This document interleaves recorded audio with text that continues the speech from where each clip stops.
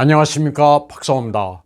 현지 시간으로 4월 20일 워싱턴에서 열린 G20 재무장관 회의에서 러시아에 대한 입장이 나라마다 달라 특이한 일이 벌어졌습니다. 안톤 실루아노프 러시아 재무장관이 화상으로 연설을 시작하자 미국, 영국, 캐나다, 프랑스, 일본, EU의 참석자들이 자리를 박차고 일어났습니다. 바이든의 초청으로 옵저버 자격으로 참석한 우크라이나 재무장관 역시 자리를 떠났습니다. 캐나다 재무장관 크리스티아 프릴랜드는 소셜미디어를 통해 세계 민주국가들은 러시아의 침략과 전쟁 범죄를 좌시하지 않겠다. 오늘 캐나다와 여러 민주국가들은 G20 총회를 박차고 나왔다고 말했습니다. 2014년 프릴랜드는 우크라이나에서 유로마이단 혁명이 발생했을 때 캐나다 토론토 거리에서 우크라이나 지지 시위를 벌였습니다. 프릴랜드는 외교부가 우크라이나인입니다.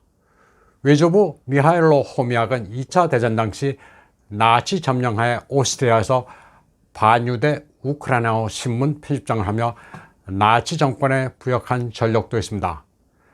프릴랜드는 2014년 마이단 혁명 당시 글로벤 메일지에 야누코비치를 맹비난하는 글을 쓰고 러시아가 크림을 병합했을 때는 우크라이나를 방문해 베트로 포로셴코 등과 교류했습니다. 노골적인 친우크라이나 행보로 러시아 측의 분노를 사서 러시아 입국이 금지되기도 했습니다. 그녀는 집에서 자녀들과 우크라이나어로 대화합니다. 프릴랜드는 캐나다 외무장관 시절인 2019년 우크라이나계 캐나다인들의 우크라이나 문화축제 개막식에도 참가해 캐나다는 영원히 우크라이나를 지지한다고 외쳤습니다. 벌써 여러 해 지난 일인데도 러시아의 크림 병합을 규탄하고 푸틴을 맹비난했습니다. 우크라이나 혈통이라는 점을 감안하더라도 현직 캐나다 외무장관의 행보는 공과 사의 구분이 없었습니다. 프릴랜드는 재무장관, 외무장관을 비롯해 캐나다의 여러 요직을 거쳐 Minister of All Things라 불립니다. 그러니 캐나다의 모든 정부 정책은 친우크라이나일 수밖에 없습니다. 오래전부터 캐나다는 사실상 우크라이나에 점령당한 거나 마찬가지였습니다. G20 재무장관 회의에서 서구 국가 대표들이 자리를 박차고 나가자 러시아 재무장관 실루아노프는 G20를 정치화하지 말라고 말했습니다. 그러면서 그러한 행동은 세계 통화, 금융 시스템의 신뢰를 크게 손상하게 될 것이라고 경고했습니다. 러시아로서는 황당할 만합니다. G20 회원국이라 정당하게 화상으로 참여한 건데 러시아 성토의 장이 돼버렸기 때문입니다. 우크라이나 사태로 G20는 정확히 10대 10으로 갈렸습니다. 대러시아 제재에 동참하는 나라가 10, 반대하는 나라가 10입니다. G20 가운데 미국, 독일, 일본, 캐나다, 이태리, 영국, 프랑스 등 G7과 G7에는 들지 않지만 제재 찬성 입장인 EU, 한국, 호주가 한묶음입니다. G20 가운데 대러시아 제재에 반대하는 나라는 사우디아라비아, 브라질, 러시아, 터키, 멕시코, 인도, 중공, 인도네시아, 아르헨티나, 남아공입니다. 자원 인구 대국인 브라질, 러시아, 인도, 중공, 남아공으로 이루어진 브릭스가 제재 반대 측에 있습니다. 이 밖에 중동의 산유 강국 사우디아라비아, 나토 회원국으로 보스포러스 해협을 장악해 흑해를 통제할 수 있는 터키, 동남아시아 이슬람의 맹주로 인구 대국인 인도네시아, 남미의 식량 대국 아르헨티나 등 나름 한가닥 하는 나라들이 죄다 러시아 편입니다. 당장 G20는 붕괴위기입니다. 이제 국제사회라는 단어도 새롭게 정의할 때가 됐습니다. 러시아를 제재하겠다는 국가들을 국제사회라고 부를 것 같으면 사실 반쪽의 국제사회입니다. 러시아로서는 아쉬울 게 없습니다. G7을 하든 G10을 하든 에너지와 식량이 뒷받침되지 않는 나라들끼리 잘 해보라고 하면 그만입니다. 오히려 아쉬운 것은 서방인데 스스로 판을 깨주니 러시아로서는 잘 됐다고 생각할 수도 있습니다. 러시아 경제를 이끄는 철의 여인 엘비라 나비울리나는 서구에 대해 경고했습니다. 영국, 미국, EU 등이 러시아의 발목을 잡고 있다면서 법률 소송을 하겠다고 말했습니다. 미국은 당장 23조 달러에 이르는 국채로 경제 시스템 위기입니다. 미국이 우려하고 있는 것은 러시아를 필두로 모두 13개국이 미국에 보관하던 금을 자국으로 회수했다는 점입니다. 러시아 외에도 독일, 이태리, 프랑스, 루마니아, 네덜란드, 스위스, 오스트리아, 벨기에, 헝가리, 베네수엘라, 터키, 폴란드가 예치한 금을 자국으로 옮겼습니다.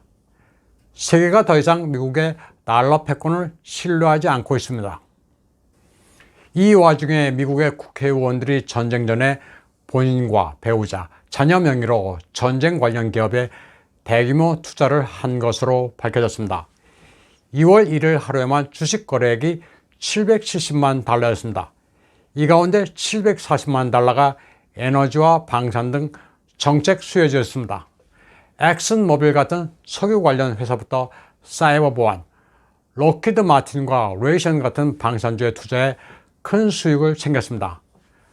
미국도 인플레이션으로 난리인데 전쟁의 즈음에 미국의 여러 국회의원들은 샴페인을 터뜨렸습니다.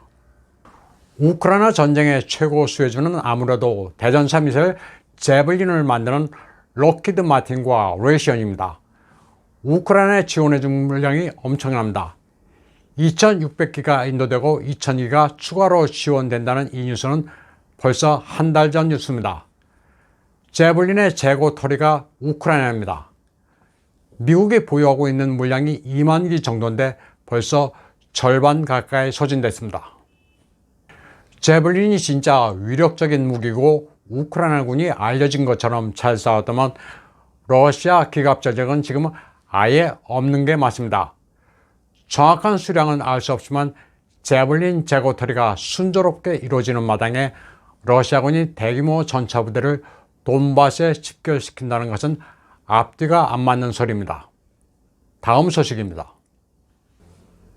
4월 19일 일본 ANN 방송은 츠쿠바 대학의 러시아 정치학 전공 나카무라 교수를 인용해 러시아 슈퍼마켓에서 설탕이 처음에 사라졌고 그 다음에는 바나나, 위스키, 벨기에 초콜릿이 사라져 시민들이 제재의 고통을 겪고 있다고 보도했습니다.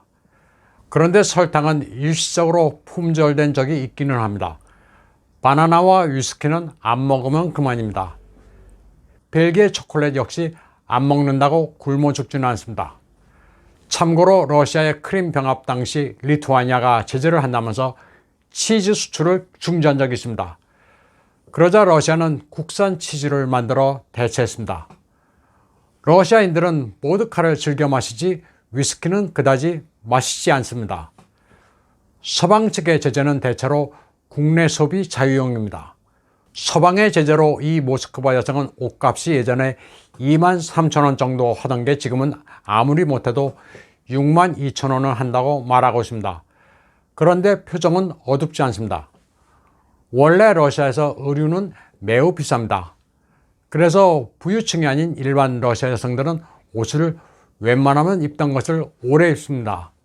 의류 가격이 오른 것은 수치로 볼 때는 타격이지만 안 사고 버티면 그만입니다. 러시아인들의 라이프 스타일로 보면 경제 제재로 일반인들이 겪는 고통은 제한적입니다. 일본 언론들은 유럽을 비롯한 서방 국가의 기업이 철수하는 바람에 모스크바의 경우 20만의 실업자가 발생했다고 보도했습니다. 그런데 사실 철수한 기업들이 재발등을 찍는 겁니다. 사태가 마무리되면 다시 돌아올 요량으로 일시적 레이오프에 따른 기본급을 러시아 정부원에게 지불하는 기업들도 많습니다. 또 일본 마루가메 제면처럼 러시아 사업자가 인수해 장사를 잘하고 있는 기업도 있습니다. 서방 기업들이 대거 철수하는 틈을 타 중공산 물건이 갑자기 넘쳐나고 있습니다. 모스크바 교외의 대형 쇼핑몰에서는 의류와 신발, 안경테 등등 중공산 제품이 초호황입니다. 중공제 스마트폰과 자동차도 잘 팔립니다. 저가의 경공업 제품이여 그나마 하이테크 제품인 자동차도 중공이 그냥 주워 먹고 있습니다. 러시아의 소비 스타일을 면밀하게 관찰하면 서구의 대러 경제 제재가 실패로 돌아갔다는 블라디미르 푸틴의 선언은 반박하기가 힘듭니다. 남 좋은 일만 시켜주는 제재에 크렘린은 코웃음만 치고 있습니다. 오늘 방송은 여기까지 하겠습니다. 시청해주신 여러분 감사합니다.